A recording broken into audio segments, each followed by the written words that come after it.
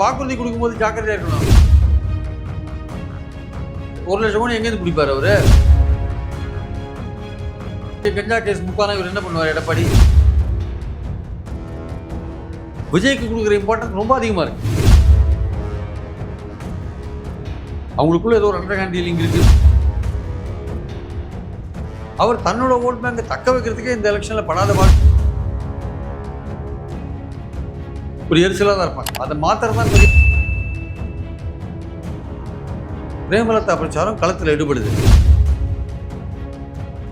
திமுக பிரச்சனையில் இருக்கு. எடப்பாடி அதுக்கெல்லாம் பதில் சொல்லல. பசங்க சொல்லி அப்பாக்கள் ஓட்டு போடுவாங்களா? திசை திருப்புறாரு ஸ்டாலின். பாஜக பண்ற தப்பான ஸ்ட்ராட்டஜி. ஊடக அறத்தோடு செயல்பட்டு வரும் நியூஸ் ஃபோக்கஸ் தமிழ் சேனலை சப்ஸ்கிரைப் செய்து ஆதரியுங்கள்.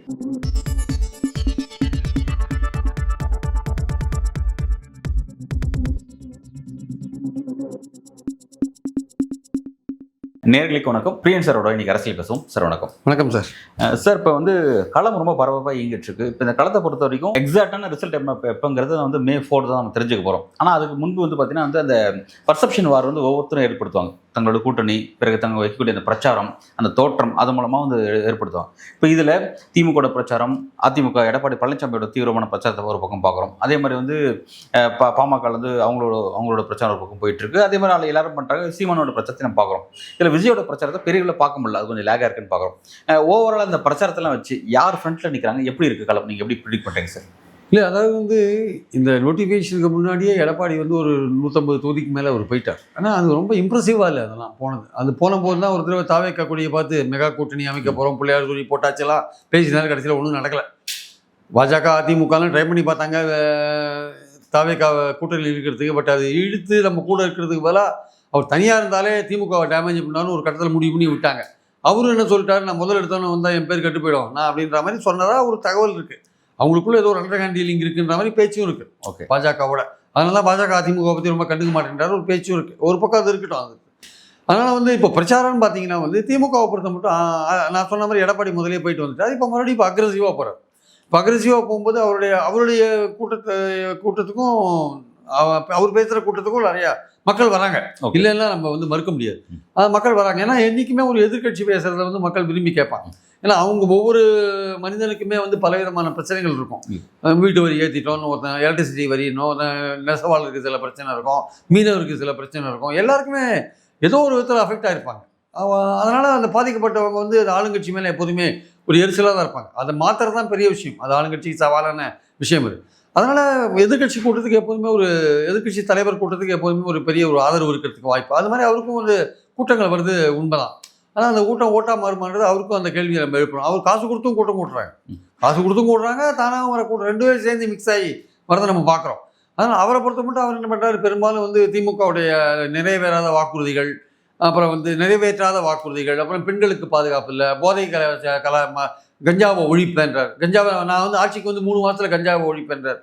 யாராவது அதுக்கு சாத்தியமே இருக்கா? இந்தியாவில் போதை மருந்தை ஒழிக்கிறதுக்கான சாத்தியமே கிடையாது.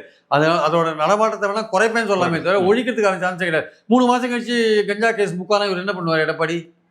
நான் ஒழிப்பேன்னு இப்போ வாக்குறுதி கொடுக்குறாரு. அப்போ நிறைவேறாத வாக்குறுதியில் ஒன்றா அடுத்த வாட்டி இதே போதை மருந்தை பற்றி திமுக எதிர்கட்சியை அவங்களும் சொல்ல தான் போகிறாங்க. நீங்கள் இந்த வாக்குறுதி கொடுக்கும்போது ஜாக்கிரதையாக இருக்கணும். 3 மாதத்துக்குள்ள ஒழிக்கிறதுக்கான சான்ஸே கிடையாது. ரெண்டாவது கடன். இந்த கடன் திவால் ஆயிடுச்சுன்னு இந்த திவாலான கவர்மெண்ட்டை பிடிக்க தான் நீங்கள் ட்ரை பண்ணுறீங்க. இப்போ திவாலான கவர்மெண்ட்டை பிடிக்க தான் ட்ரை பண்ணி நீங்கள் போய் என்ன பண்ணுவீங்க? வந்தோடனே 10,000 ரூபாய் கொடுப்பீங்களா எல்லாருக்கும்? கடந்த திவால் அதான் திவால் நிலைமை எப்படி 10,000 ரூபாய் கொடுப்பீங்க? நிர்வாகத்தை சரி பண்ண போறாரு. அவரோட ஒரே நம்பிக்கை பிஜேபிகிட்ட பணம் வாங்கலாம் தான் சார். ஆந்திராவுக்கும் பீகாருக்கும் கொடுத்தாம நம்ம கொடுப்பாங்கன்னு நினைக்கிறார். அவங்க சும்மா கொடுக்க மாட்டாங்க. அவங்கள கவர்மெண்ட்ல உட்கார வச்சாதான் அவங்க கொடுப்பாங்க, இல்லாட்டி கொடுக்க மாட்டாங்க. அவங்கள நம்பி தான் அவர் பேசுறாரு. 10,000 ரூபாய் கொடுக்கணும், 2,000 ரூபாய் உரிமை தொகை ஏற்றி தரேன்றாரு. இது மாதிரி அப்புறம் ஃப்ரிட்ஜு தரேன்றாரு. இதெல்லாம் எங்கேருந்து கொடுப்பாரு? இதுக்கெல்லாம் பணம் வேண்டாமா? 1 லட்சம் கோடிக்கு ஒரு திட்டம் போட்டு வச்சிருக்காரு. 1 லட்சம் கோடி எங்கேருந்து பிடிப்பாரு அவரு? இப்போ திமுக ஆட்சியில் ஜிடிபி, ஸ்டேட் ஜிடிபி 18 லட்சத்துலேருந்து 31 லட்சம் ஆயிருக்கு சார். கடன் வாங்குற லிமிட் ஏறி இருக்கு. ரிசர்வ் பேங்க் சொன்ன லிமிட்டுக்குள்ள தான் அவங்க கடனை வச்சிருக்காங்க. அது புரியாமல் ஏதோ தனிப்பட்ட மனுஷன் வாங்கின கடன் மாதிரி எல்லாத்தையும் போயிட்டு கடன் ஏறி போச்சு. பியூஷ் கோயலும் அதான் சொல்றாரு. எந்த கவர்மெண்ட் கடன் வாங்காத இருக்கு? இதுதான் சார் 2021 திமுக வந்து இப்படி ஒரு அச்சத்தை மக்கள்கிட்ட ஏற்படுத்தி. அதுவே தப்பு சார். ரூல் பண்ற எல்லாருமே வந்து கடன் வாங்குறது வந்து சார் 52 லட்சம் கோடி கடன் இன்னைக்கு 200 லட்சம் கோடி கடனா இருக்கு இந்தியாவுக்கு. அதை பத்தி யாராவது பேசுறீங்களா? மகாராஷ்டிரா தமிழ்நாட்டோட அதிகமான கடன் வாங்கியிருக்கு, அந்த லிமிட்டை தாண்டி போயிருக்கு. அருணாச்சல பிரதேசம் 50% கடன் வாங்கியிருக்கு. அதுக்கு அளவு வந்து 15% தான், 12% 50% போயிட்டாங்க. நம்ம பாயிண்ட் அது இல்லை. நம்ம பாயிண்ட் என்னன்னா அதை ஒரு இஷ்யூவா பேசுறாங்க. எந்த கவர்மெண்ட்டுமே கடன் வாங்குவோம். 2021 திமுக தான் பெரிய பிரச்சாரமா கொண்டு போனாங்க. அதாவது 1 லட்சம். அதுக்கு தான் சார் வெள்ளை அறிக்கைலாம் வச்சாங்க. ஆட்சிக்கு வந்த பிறகு வெள்ளை அறிக்கைலாம் தியாகராஜன் வருவதற்கு முன்பு வச்சாங்க, அப்புறம் வந்த பிறகு வச்சாங்க. ஆனா நான் என்ன சொல்றேன், ஒரு லிமிட்டுக்குள்ள கடன் இருக்கு சார். ஒரு ஜிடிபி 31 லட்சம் ஜிடிபி இன்க்ரீஸ் பண்ணிருக்காங்களா, அதுக்குள்ள ஒரு கடன் வச்சிருக்காங்க. நீங்க வந்தாலும் ஜிடிபி லிமிட்டுக்குள்ள ரிசர்வ் பேங்க் இல்லாட்டி பர்மிஷன் கொடுக்க மாட்டாங்க சார். இல்ல சார், இதெல்லாம் அவருக்கும் தெரியும் நினைக்கிறேன். தெரிஞ்சு ஏன் பேசுறாருன்னா, என்ன இந்த மாதிரி விஷயத்த சொன்னா மக்கள் உடனே அலைஞ்சு இதாயிடுவாங்க. இந்த பிரச்சாரத்தை முன் வச்சுதான் என்ன நீங்க கவுத்தீங்க, சோ அதே பிரச்சாரம் தான் உங்களுக்கு எதிராக அப்படிங்கிற மாதிரி. அதேதான். அதுக்கு என்னன்னா வந்து இந்த கடன்ற பிரச்சனை வந்து திமுக கவர்மெண்ட் வந்து கையாளகத்தனமா, நிர்வாகம் சரியில்லை. அது இப்போ ஒரு வீட்லயே வந்து நீங்க கடன் வாங்குறீங்கன்னா, உங்களுக்கு வருமானம் போதில் கடன் வாங்குறீங்கன்னா, நீங்க வந்து ஏதோ ரொம்ப இதுல இருக்கீங்க, பிரச்சனையில இருக்கீங்க அர்த்தம். அந்த மாதிரி திமுகவும் பிரச்சனையில இருக்கு, அதனால தான் அது கடன் வாங்குது. அதுக்கு சுயமா வந்து ஃபண்ட்ஸை உற்பத்தி பண்ண முடியல, சொந்த வரி வருவாயை வந்து கிரியேட் பண்ண முடியல, அப்படி பல விஷயம் அவர் சொல்றாரு. ஆனா அது வந்து சரியான வாதமே கிடையாது. ஸோ இந்த மாதிரி பல விஷயங்களை அவர் சொல்லிட்டு போறாரு. கடன் விஷயம், நிறைவேறாத வாக்குறுதிகள், பெண்கள் பாதுகாப்பு எல்லாமே சொல்லிட்டு போறாரு. ஆனா சமீப காலத்துல என்னாச்சுன்னா, அவர் வந்து இந்த ஏ ராஜாவோட ஆடியோ வந்த பிறகு கருணாநிதியை வந்து வீட்டு சிறையில் வச்சுட்டாரு அப்படின்னு ஒரு கதையை எடுத்து விடுறாரு. அது யாரும் நம்ப மாட்டாங்க அந்த விஷயத்தை. ஏன்னா கருணாநிதிக்கு உடம்பு சரியில்லாட்டி கூட கடைசி வரையும் அவரை போய் எல்லாரும் பார்த்துட்டாங்க. அவருக்கு ஒரு நினைவு இல்லாட்டி கூட அவரை போய் பார்த்தவங்க நிறைய பேர் இருக்காங்க. மோடி உட்பட எல்லாரும் போய் பார்த்தாங்க. 18 அவர் இறந்து போனவரையும் பார்த்தீங்கன்னா கடைசி 2 வருஷ காலத்தில் நிறைய பேர் அவரை பார்த்துருக்காங்க. அவருக்கு வந்து பாப்பாரு, அவருக்கு அடையாளம் தெரியுதோ தெரியல, எல்லாரும் போய் பார்த்துனாங்க. ஜெயலலிதா அப்படியா இருந்தாங்க. 90 நாள் யாரும் போய் பார்க்கவே முடியல, எக்ஸப்ட் சசிகலா. அதனால கருணாநிதி ஸ்டாலின் வீட்டு சிறையில் வந்து கருணாநிதியை வச்சாருன்னு சொன்னா சாதாரண யோசிக்கிறவன்னு கூட நம்ப மாட்டான். அதை பத்தி இல்லை, அது அவர் எப்படி வைக்கிறாருன்னா, 2021 நீங்க ஆட்சிக்கு வருவதற்காக அன்றைய முன்னாள் முதல்வர் ஜெயலலிதா மறைவில் மர்மம் இருக்கு, நான் வந்து அதை வந்து சரி பண்றேன், நான் வந்து அதை வந்து கண்டுபிடிக்கிறேன், கொடநாளில் சில மர்மமான மரணங்கள் நடந்தது, அதை கண்டுபிடிக்குன்னு சொல்லி சொன்னாரு. ஸோ அப்படி சொல்லி என்னோட கட்சியின் தலைவரை வச்சு நீங்க வந்து ஆட்சிக்கு வந்தீங்க அந்த விஷயத்த சொல்லி, அப்போ வந்து நான் அதே டாக்டிக்ஸை உங்களுக்கு எதிராக பயன்படுத்துறேன் அப்படின்ற மாதிரி கூட இது பயன்படுத்துறேன்னு சொல்றாங்க. ஜெயலலிதா மரணத்தை பத்தி முதல்ல சந்தேகத்தை கிளப்பி வந்து ஓபிஎஸ், கருணாநிதி இது ஸ்டாலின் கிடையாது, ஓபிஎஸ் தான் கிளப்பினாரு. ஓபிஎஸ் கிளம்பின பிறகு தான் ஸ்டாலின் அதுக்கு வந்து நான் ஆட்சிக்கு வந்தால் வந்து கமிஷன் போடுவாங்க. கமிஷன் போட்டாங்க, ஆறுமுகசாமி கமிஷன். ஆனால் அந்த கமிஷனோட ஃபாலோ அப் ஆக்ஷன் திமுக எடுக்கலை, அது உண்மை. அந்த போலீஸ் ஆஃபீஸர் மேலாம் அந்த டாக்டர்ஸ் மேலெல்லாம் நடவடிக்கை எடுக்கலைன்னு தான் உண்மை. ஆறுமுகசாமி கமிஷன் தான் எடுக்கலை, நடவடிக்கை எடுக்கலை. திமுக நடவடிக்கை எடுக்கலைங்க. அதான் திமுக பண்ண தப்பு. கமிஷனை போட்டீங்க, ரெக்கமெண்டேஷன் பேரில் நடவடிக்கை எடுக்கணுமா வேண்டாமா? இந்த ஐஏஎஸ் அதிகாரிகளும் சேர்ந்து சதி பண்ணுறானுங்க. ஏன்னா கவர்னர்கிட்ட போய் ஃபைல் பெண்டிங் ஆகுது, சென்ட்ரல் கவர்மெண்ட்டில் ஃபைல் பெண்டிங் ஆகுது, அந்த கேஸ் போடுறதுக்கான அனுமதி கிடைக்க மாட்டேங்குது. ஐஏஎஸ் ஆஃபீஸர் அதெல்லாம் ஒன்றாயிடுறான் எல்லாருமே. அதனால தான் அந்த காரியம் நடக்க மாட்டேங்குது. ஆக்சுவலாக இவங்களும் ரொம்ப தூரம் அந்த விஷயத்தை ப்ரெஸ் பண்ண மாட்டேங்கிறாங்கன்னா அந்த அதிகாரிகள் வச்சு தான் வேலை வாங்க வேண்டியதாக இருக்குது. ஆக்சுவலாக அதனால் இவங்க கண்டுக்க மாட்டேங்கிறாங்க, சரியாக நடக்கலை. அதனால் ஜெயலலிதா மரணத்தில் சந்தேகம் கிளப்பினது வந்து இவர் கிடையாது, ஸ்டாலின் கிடையாது. அதனால் இவர் சொல்கிற அர்த்தம் கிடையாது. ரெண்டாவது கருணாநிதியோட உடல்நிலைன்றது ஓப்பனாக தான் இருந்தது. எல்லாரும் போய் பார்த்தாங்க, அவர் குடும்பமே பார்த்தது, வெளியில் இருக்கிறவங்க பார்த்தாங்க, பேராசிரியர்லாம் போய் பார்த்தாரு, எல்லாருமே பார்த்துட்டு தானே வந்தாங்க. ஸோ அதனால் வந்து இன்னும் புதுசு கிடையாது. அவருக்கு வந்து உடம்பு சரியில்லாத போது மர்மமாலாம் அவர் இன்னும் ட்ரீட்மெண்ட் எடுக்கல, யாரும் பார்க்காதெல்லாம் இல்லை. இதுக்கு வித்தியாசம் இருக்குது. அப்போது அதை சொல்கிறார். அப்புறம் வந்து உதயநிதியை பற்றி பேசுகிறாரு, பால் ஆயில் குடிச்சிட்டாரா என்னெல்லாம் அதெல்லாம் சொல்கிறார். இவ்வளோ இறங்கி அடிப்பாருன்னு தெரியல. அவருக்கு ஏதோ தோல்வி பயம் வந்துருச்சுன்னு நினைக்கிறேன். பல இடங்களில் வந்து அதிமுக 3வது இடத்துல இருக்குது, சில இடத்துல வந்து தான் அந்த 2வது இடத்துல இருக்குது, சில இடத்துல தான் திமுகவுக்கும் அதிமுகவுக்கும் போட்டியாக இருக்குது. சென்னை போன்ற இடங்களில் வட மாவட்டங்கள்லாம் வந்து அதிமுக 3வது இடத்துல போயிடுச்சு அப்படின்ற மாதிரியான சில சர்வேக்கள்லாம் வருது போல் இருக்குது. அது அவருக்கு ஒரு பெரிய பதற்றத்தை உண்டாக்கி இந்த மாதிரியான ஒரு தரம் தாழ்ந்த ஒரு விமர்சனத்துக்கு இறங்கிட்டார் போல் இருக்காரு. ஆக்சுவலாக அதுக்கு வந்து ஸ்டாலின் வந்து திசை திருப்பாமல் அவரோட பாணியில் ஒரு தடவை பதில் சொன்னார். தொடர்ந்து இவருக்கு பதில் சொன்னது அது வேற மாதிரி போயிட்டு அவர் என்ன பண்ணார், வழக்கப்படி என்ன பேசுகிறாரோ அதே பேசி போயிட்டு இருக்காரு. ஸோ எடப்பாடி பழனிசாமியோட பிரச்சாரத்தை எதிர்த்து கவுண்டர் பண்ணி உதயநிதி ஸ்டாலினோட பிரச்சாரம் பண்றாரு. அவரோட பிரச்சாரம் வந்து பார்த்தீங்கன்னா, அவர் பேசும்பொழுது வந்து ஒரு நேற்று முளைச்ச காலம் வந்து நீ என்னை பார்த்து பேசுற அப்படின்னு நடுவில் இவர் பேசுறாரு. அது கொஞ்சம் ஒரு மாதிரி தான் இருக்குன்னு வைங்களேன். என்னன்னா உதயநிதி ஸ்டாலின் வந்து, அதாவது எடப்பாடி பழனிசாமி யாருக்கு நிகரான தலைவரா, ஸ்டாலின் அவர்கள் நிகரான தலைவர். அது வந்து உதயநிதி ஸ்டாலின் அவரை அடிச்சு பேசுறது அப்படின்னு பார்த்தா இவர் வயசுக்கு வந்து அது வந்து அன்மெச்சூராக தான் இருக்கு. பட் அவர் பேசுறது எப்படி பார்க்குறீங்க, உதயநிதியோட பிரச்சாரத்தை எப்படி பார்க்குறீங்க? உதயநிதி வந்து அவருடைய பிரச்சாரம் வந்து கிட்டத்தட்ட ஸ்டாலின் எப்படி வந்து இந்த பாஜக கவர்மெண்ட் வந்து தமிழ்நாடு அரசுக்கு எந்த நிதி கொடுக்கல, இந்த மாதிரி விஷயங்கள், நீட்டு போன்ற விஷயங்கள், அது மாதிரி அப்புறம் அரசாங்க கவர்னர் போன்ற விஷயங்கள், இதெல்லாம் வந்து அவர் பேசுனா உதயநிதியும் பேசுகிறார். ஆனால் அவர் கூட என்ன பேசுகிறாருன்னா, எப்படி பதவியை எப்படி வாங்கினாரு, காலில் ஊர்ந்து போய் வாங்கினாருன்ற போட்டோலாம் காமிக்கிறார். அது காமிக்கிறார் கொஞ்சம் இறங்கி அதெல்லாம் காமிக்கிறார். இது போன எலெக்ஷன்லயும் அவர் காமிச்சார், இந்த எலெக்ஷன்லையும் காமிக்கிறார். அது வந்து அதை வந்து காமிக்க தேவையில்லை. அது ஒரு தடவை எலெக்ஷன்ல காமிச்சிட்டீங்க, எத்தனை எலெக்ஷன் அதே காமிச்சிட்டு இருப்பீங்க. இல்ல குடும்ப அரசியல் இருக்கிறனால இவருக்கு யார் காலையும் விட வேண்டிய அவசியம் அவருக்கு ஏற்படல. பட் அவங்களுக்கு அப்படி இல்லை, கீழ் மட்டத்துல வரணும் அப்படின்னு அடிப்படை அது ஏற்படதான் செய்யும். இல்லை சார், அன்னைக்கு வந்து சசிகலா இவர்கிட்ட பதவியை கொடுத்துட்டு போனாங்க, இவர் புலகாக நினைச்சு காலில் விழுந்துட்டார் சார். ஆனா அந்த சசிகலாவை முதுகில் குத்திய வெளில அமிச்சிங்கல்ல, அதுதான் அவங்க சொல்றாங்க. அப்படி காலில் விழுந்து பதவி வாங்கின நீங்க சசிகலாவை முதுகில் குத்தி வெளில அமிச்சிங்கல்ல, அதுதான் சொல்ற விஷயம். அது ஆக்சுவலாக அதான் பழனிசாமி வந்து ஒரு நம்பிக்கைக்குரியவராக கிடையாது, அவர் நம்ப முடியாதுன்ற ஆங்கிளில் அதை பேசுகிறாங்க. ஆக்சுவலாக காலில் வந்து பதவி வாங்கினவர் எப்படி இருக்கார் பார்த்தீங்களான்னு. அது வந்து 2 எலெக்ஷன்ஸில் பேசியாச்சு, 21 பேசியாச்சு, 24 பேசியாச்சு. திருப்பி நீங்கள் அதே பேசினா பிரயோஜனம். அதனால் வந்து உதயநிதி கொஞ்சம் மாற்றிக்கலாம். ஆனால் அவர் வந்து பாஜக செய்கிற துரோகங்கள்லாம் பேசுகிறார், தமிழ்நாட்டுக்கு என்ன நிதி கொடுக்கலாம் பேசுகிறார். அது வந்து கொஞ்சம் காமெடியாக பேசுகிறார், கொஞ்சம் ஹியூமராக பேசுகிறார். இல்லை, உதயநிதி ஸ்டாலின் வந்து எடப்பாடி பழனிசாமி தனக்கு நிகர ட்ரை பண்ணி அப்படி அந்த அரசியல் கொண்டு போகிறார். அப்படிலாம் வந்து அவர் வந்து முதல்வராக இருந்து அப்புறம் வந்து பிரச்சாரம் பண்ணுறார். அவர் எதிர்கட்சி தலைவராக இருக்கார். அவர் வந்து ஸ்டாலினோட தான் ஒரு ஸ்டாலின் கேட்குற கேள்விக்கு எடப்பாடி பதில் சொல்ல மாட்டேன்றார். இப்போ வந்து வெளிநாட்டிலேருந்து கிறிஸ்துவ தொண்டு நிறுவனங்களுக்கு பணம் வர்றது, அதை தடுக்கிறதுக்காக ஒரு சட்டம் போடுறாங்க. அந்த சட்டத்தை பற்றி உங்கள் கருத்து என்னன்னு கேட்குறாரு ஸ்டாலின். எடப்பாடிட்டு அதுக்கு பதிலே கிடையாது. சரி, சிபிஎஸ்சி ஸ்கூலில் மும்மொழி எடுத்து நிற்கிறன்ற பேரில் இந்திய திணிக்க பார்க்குறாங்க சென்ட்ரல் கவர்மெண்ட்டு. அதுக்கு உங்கள் பதில் என்னன்னு கேட்குறாரு ஸ்டாலின். அதுக்கு பதில் கிடையாது எடப்பாடிட்ட. எடப்பாடி அதுக்கெல்லாம் பதில் சொல்லலை. அவர் கருணாநிதியை வீட்டு சிறையில் வைக்கிறார், அந்த இது ஆங்கிளுக்கு போகிறார். அப்போ கொள்கை ரீதியாக மதுரைக்கு எய்ம்ஸ் வந்து நாங்கள் ஆட்சிக்கு வந்தால் தான் மதுரை மதுரை மெட்ரோ கொடுப்போம்னு பட்னாவிஸ் சொல்கிறாரு. அதுக்கு வந்து இவர்கிட்ட பதில் கிடையாது. இல்லையா, அது தமிழ்நாட்டுக்கு வந்து கோயம்புத்தூர்லேயும் மதுரையிலையும் மெட்ரோவை கொடுக்காத போயிட்டீங்க, பூனாக்கும் ஆக்ராக்கும் மக்கள் தொகை கம்மியாக இருக்குது, அங்கே கொடுத்துருக்கீங்கன்னு கேட்டால் அதுக்கு பதில் கிடையாது. நாங்கள் ஆட்சிக்கு வந்தால் தான் மெட்ரோ கொண்டு வரோம்னா அப்போ உங்களுக்கு ஓட்டு போட்டால் தான் மக்களுக்கு நன்மை செய்வீங்களா? அப்போ மற்றவங்களை எலெக்ட் பண்ணால் நன்மையை செய்ய மாட்டீங்களா? அப்போ இது என்ன ஜனநாயகம் இது ஆக்சுவலாக? அதுதான் பிளாக்மெயில் பண்ணுறீங்களான்னு ஸ்டாலின் கேட்குறாரு. அதுக்கு இவர்கிட்ட பதில் கிடையாது. இது மாதிரி சொன்னால் அவருக்கு தான் அதிமுகவுக்கு தான் ஓட்டு விழாது. பாஜக பண்ணுற வேலையில் பட்னாவிஸ் வந்து இது மாதிரி சொன்னார்னா அதிமுகவுக்கு தான் ஓட்டு விழாது. இதெல்லாம் சொல்லிட்டு போகிறாங்க. இதை பற்றி அவர் பேசாதே இருக்கார். அப்போது முக்கியமான பிரச்சனைகள்லாம் பேசாத இருக்கார் யார்? எடப்பாடி. கொள்கை ரீதியான பல விஷயங்களை பேசாத இருக்கார். மத்திய அரசு எடுக்கிற நடவடிக்கைகளை பற்றி பல விஷயங்களை பேசாத இருக்கார். அப்போது அவங்க ஸ்டாலினோட பிரச்சாரம் முழுக்க அதுவாக தான் இருக்குது. டெல்லிக்கும் தமிழ்நாட்டுக்கும் ஏன் போட்டின்னு சொல்கிறாருன்னா, இந்த மாதிரி எப்படி பாஜக தமிழ்நாட்டு அரசுக்கு என்னென்ன பண்ணியிருக்கோ அதெல்லாம் சொல்லி அவர் பேசுகிறார். அதை பற்றி இவர் கவலைப்படாத என்ன பண்ணுறார், இவர் வந்து போட்டின்றது திசை திருப்புறாரு ஸ்டாலின். அது அப்படி கிடையாது. தமிழ்நாட்டில் திமுக ஃபேஸ் பண்ணுற பிரச்சனைகளை ஏன் நிர்வாகத்தை வந்து நாங்கள் கடன் வாங்க வேண்டிய அவசியம் ஏன் வந்தது, நாங்கள் அப்படி இருந்துமே எப்படி சாதனைகள்லாம் பண்ணியிருக்கோம், அப்படி இருந்துமே வந்து தமிழ்நாடு பல விதங்களில் முன்னாடி இருக்குன்னு அவர் ப்ரூவ் பண்ணுறார், ஒரு பட்டியலை போடுறார். நான் வளர்ச்சி விகிதம் 11.19%, தனிநபர் வருமானம் நாங்கள் அதிகமாக இருக்கோம், இந்த மாதிரி இப்போ ஹெல்த் ஃபேக்டர் இதில் ஆஸ்பெக்டில் என்னென்ன பண்ணியிருக்கோம், எஜுகேஷனில் வந்து ஹையர் லெவலில் என்ன ரேஷியோ எவ்வளோ என்ட்ரி ஆகிருக்கு, இதெல்லாம் நாங்கள் தான் ரொம்ப அதிகமாக இருக்கோம் நாட்டில் என்ன அவங்க ஒரு பெரிய பட்டியல் அவங்க போடுறாங்க. இவர் என்ன பண்ணுறாரு, பெண்கள் பாதுகாப்பு, கற்பழிப்பு, பாலியல் கொடுமை, அது இதுன்னு இவர் ஒரு விஷயத்த மக்கள் ரொம்ப இதாக இருக்காங்க, இந்த மாதிரி மின்சார கட்டணம் உயர்வு, சொத்து வரி உயர்வு, அதெல்லாம் ஒரு எதிர்கட்சி தலைவராக பேசுகிறாங்க. கொள்கை ரீதியான விஷயங்களுக்கு, பாஜக நோக்கி வைக்கிற விஷயங்களுக்கு இவர் பதில் சொல்லாத இருக்கிற விஷயம், அது சிறுபான்மையோர் ஓட்டை அவருக்கு வாங்கியே தராது. அது விஜய்க்கும் போகாது. இன்னைக்கு வந்து விஜய் வந்து பேசுகிறார் திருநெல்வேலியில், அது கிறிஸ்தவர்கள் நிறையா இருக்கிற இடத்துல பேசுகிறார், பாளையங்கோட்டையில் பேசுகிறார்.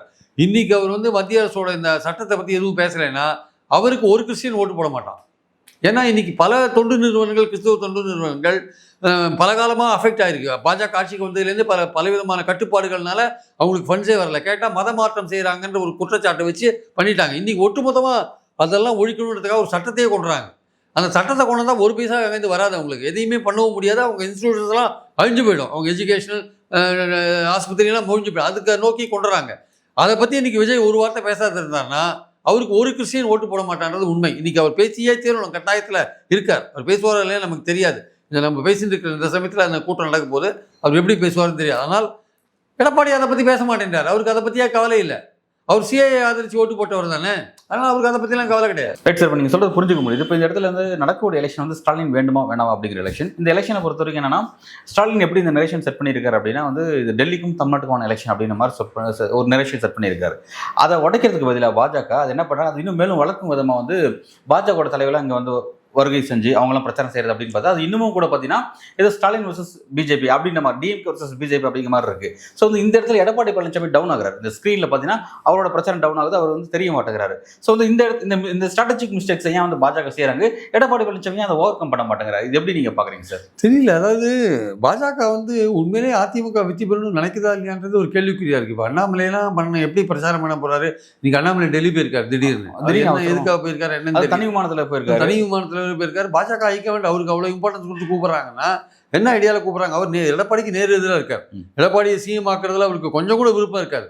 அவருக்கு என்ன காரணம்? அவர் பதவி பிடிங்கிறதுக்கு எடப்பாடி ஒரு காரணம். அது ஒருவேளை அண்ணாமலையை சமாதானப்படுத்துறதுக்காக பாஜக கூப்பிட்டுருக்காங்களா என்ன நமக்கு தெரியாது. என்ன ஐடியாவில் கூப்பிட்டுருக்காங்கன்னு தெரியாது. ஆனால் பாஜக என்ன நினைக்குது, எடப்பாடி தோத்தாலும் அவங்களுக்கு ஒன்றும் கவலையில் நினைக்கிறாங்க.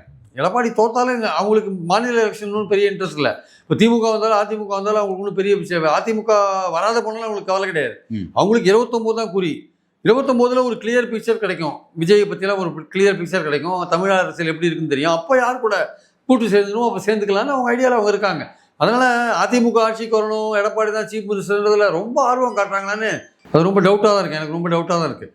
அதனால் இந்த விஷயங்கள்லாம் பார்த்தீங்கன்னா பாஜக சென்ட்ரிக்காக வந்து இந்த விஷயத்தை பாஜகவை மையப்படுத்தி பிரச்சாரங்கள் அமைக்கிற விஷயங்கள்லாம் இருக்கு இல்லையா?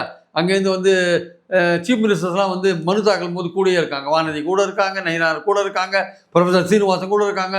ஒவ்வொருத்தர் காவி கலர் டர்பன் கட்டின்னு இருக்காங்க. ஒவ்வொருத்தரும் ஏதோ நார்த் இந்தியன் கலாச்சாரத்தை கொண்டு இங்கே இறக்குமதி பண்ணுற மாதிரி பண்ணுறாங்க. அதெல்லாம் பார்த்தீங்கன்னா பாஜக மேலே இன்னும் தமிழ்நாட்டில் வெறுப்பு தான் வரும். ஆக்சுவலாக இது வந்து ஹிந்திக்கார கட்சின்ற இந்தி கலாச்சாரத்தை ஒரே நாடு ஒரே இந்தியா ஒரே கலாச்சாரம் ஒரே ஃபுட்டுன்றாங்கல்ல, அது மாதிரி இங்கே வந்து ஹிந்திக்காரங்களை இங்கே இறக்குமதி பண்ணி இங்கே இருக்கிற மக்களுக்கு இன்னும் வந்து ஒரு அந்நியப்படுத்துகிறாங்க.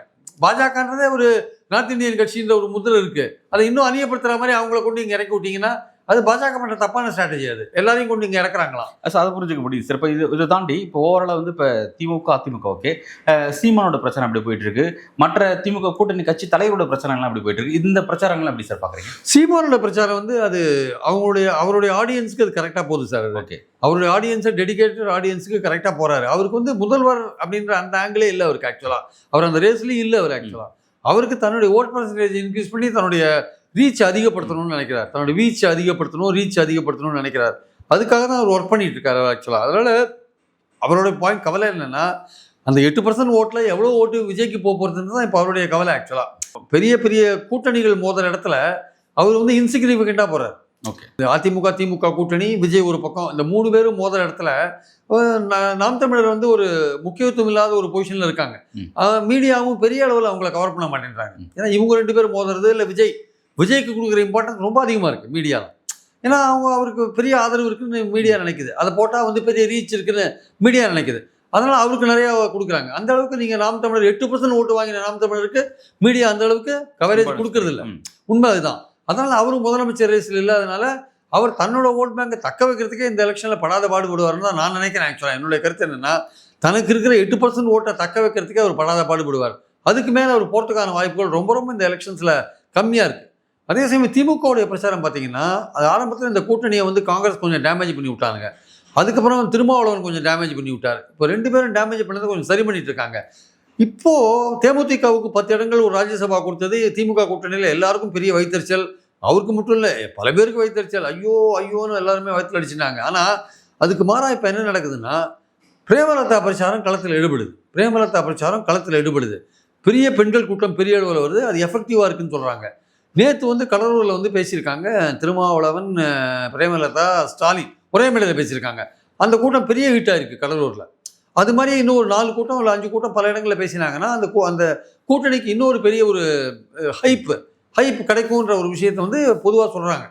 அது பிரேமலதா வந்து தனக்கு வந்து 10 இடங்கள் கொடுத்தது சரிதான் அப்படின்னு அதை அவங்க விமர்சனம் பண்ணுறவங்களாம் தப்பாக விமர்சனம் பண்ணாங்கன்னு நிரூபிக்கிற அளவுக்கு தன்னுடைய பிரச்சாரத்தை வந்து கட்டமைக்கிறாங்க. அவங்க அந்த அளவுக்கு வந்து மக்களை கவர்றாங்க. கலைஞருக்கு ஃபேமிலிக்கும் அவங்களுக்கு இருக்கிற உறவை வந்து சென்டிமெண்ட்டாக சொல்கிறாங்க.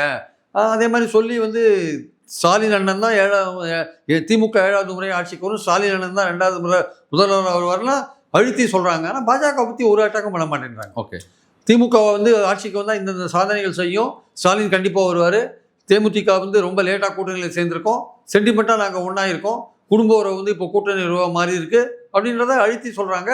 பெண்களோட அப்புறம் பழனிசாமியெல்லாம் பிடிச்சி விடுன்னு விட்டாங்க ஒரு கூட்டத்தில். இதுக்கு மேலே பேசுனீங்கன்னா மே 4 தான் உங்களுக்கு தெரியும்னு அன்புமணி பழனிசாமியெல்லாம் ஒரு கூட்டத்தில் விட்ட பிறகு பழனிசாமியே இப்போ வாயை மூடிட்டார். 2-3 கூட்டமாக வந்து தேமுதிகவை பற்றி பேசுறதில்ல. தேமுதிக ஐசியூவில் இருந்து அது இதுன்னு சொன்னார்.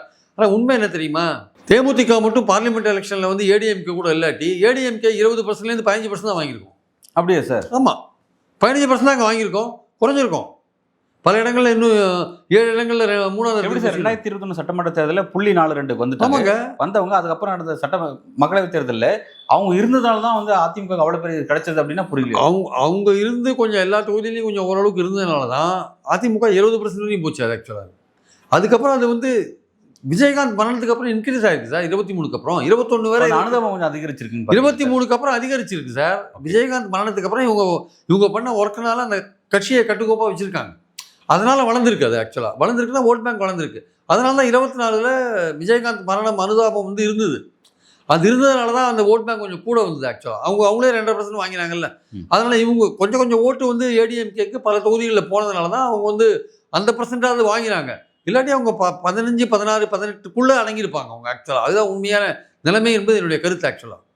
அதனால் இந்த வாட்டி பார்த்தீங்கன்னா தேமுதிக பிரச்சாரம் எஃபெக்டிவாக இருக்குது. திமுக இது திருமாவளவன் கூட கொஞ்சம் ஓரளவுக்கு அந்த ஏற்கனவே ஏற்படுத்திய அந்த டேமேஜ் இருக்குல்ல, அதை சரி பண்ணுறதுக்கான முயற்சியில் அவர் இறங்கியிருக்கார் ஆக்சுவலாக வந்து. அதனால் திமுக கூட்டணி இப்போது கட்டுக்கோப்பாக ஒரு கரெக்டான ஒரு அட்டாக்கில், அதிமுக அட்டாக்கில் வந்து கரெக்டாக போயிருக்கிறத நம்ம பார்க்குறோம். ஆனால் வந்து இன்றைக்கும் வந்து ஸ்டாலின் வந்து விஜயை பற்றி எதுவும் பேசுறதில்ல. மற்றவங்களாம் பேசுகிறாங்க. திருமாவளவன்லாம் பேசுகிறாரு. பிரேமலதாவை பொறுத்த மட்டும் அவங்க தெளிவாக விஜயை பற்றி எதுவும் பேசுறது கிடையாது. திருமாவளவன் வந்து விஜயை பற்றி பேசுகிறார், விமர்சனம் வைக்கிறார். அதனால் வந்து பாயிண்ட் என்னென்னா வந்து இந்த திமுக கூட்டணி வந்து தங்களுடைய பிரச்சார பலத்தை வந்து இன்னும் கொஞ்சம் செம்மைப்படுத்தியிருக்கு, ஒழுங்குபடுத்தியிருக்கு. அதை வந்து ஏற்கனவே ஏற்படுத்தப்பட்ட டேமேஜை சரி பண்ணிவிட்டு கொஞ்சம் அடுத்த கட்டத்துக்கு அதுக்கு மூவ் ஆகிருக்கு ஆக்சுவலாக. களத்தில் ஆன்டி இன்கம்பன்சி டிஎம்கே எந்த அளவுக்கு ஃபேஸ் பண்ணுறாங்க சார்? அதுக்கு ஆன்டி இன்கம்பன்சி இருக்கான்னா ஓரளவுக்கு இருக்குது, இல்லைன்னா மறுக்க முடியாது சார். இருக்குது. பெண்கள் பாதுகாப்பை பற்றிலாம் பேசுகிறாங்க, நிறைவேறாத வாக்குறுதிகள் சார். ஒரு ஆளுங்கட்சி அடுத்த 5 வருஷம் ஆட்சிக்கு வருது ரொம்ப கஷ்டம் சார். நிறைய ஆன்டி இன்கம்பன்சி இருக்கும்.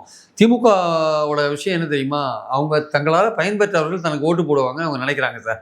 அவங்க நினைக்கிற ஒரே விஷயம் அதுதான். அதுக்கேற்றபடி எஸ்ஐஆரில் ஒர்க் பண்ணிட்டாங்க. அதனால் ஒவ்வொரு இன்னைக்கு காத்தால கூட ஒரு திமுகவோட கேம்பெயின் டீமை நான் பார்த்தேன் எங்கள் ஏரியாவில்.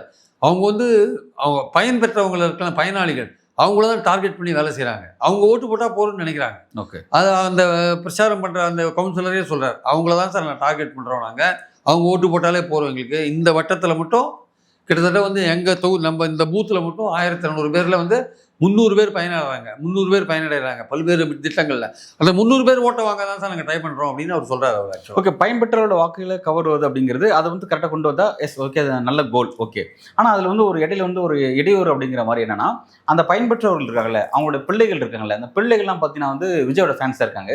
அப்போ வந்து அவங்க ஒரு கேம்பெயின் பண்ணுறாங்க, விஜய்க்கு வாக்கு போடுங்க, ஃபர்ஸ்ட் அரசியலுக்கு வந்துருக்காரு அப்படின்னு சொல்லிட்டு. அப்போ அது ஒரு விஷயம் உள்ள என்ட்ரு ஆகுது. இது எப்படி இருக்குன்னு அந்த ஆஸ்பெக்ட் நமக்கு வந்து உண்மையிலேயே அதை வந்து டீகோட் பண்ண முடியல சார். ரொம்ப கஷ்டமாக இருக்குது. ஏன்னா பசங்க சொல்லி அப்பாக்கள் ஓட்டு போடுவாங்களான்றது ஒரு கேள்விக்குறி. அவங்க அப்பாக்கள் ஒரு அரசியல் ரீதியாக அவங்க பார்த்துருப்பாங்க. அவங்க ஒரு பல தடவை பல கட்சிகள்லாம் ஓட்டு போட்டு தான் வந்திருப்பாங்க.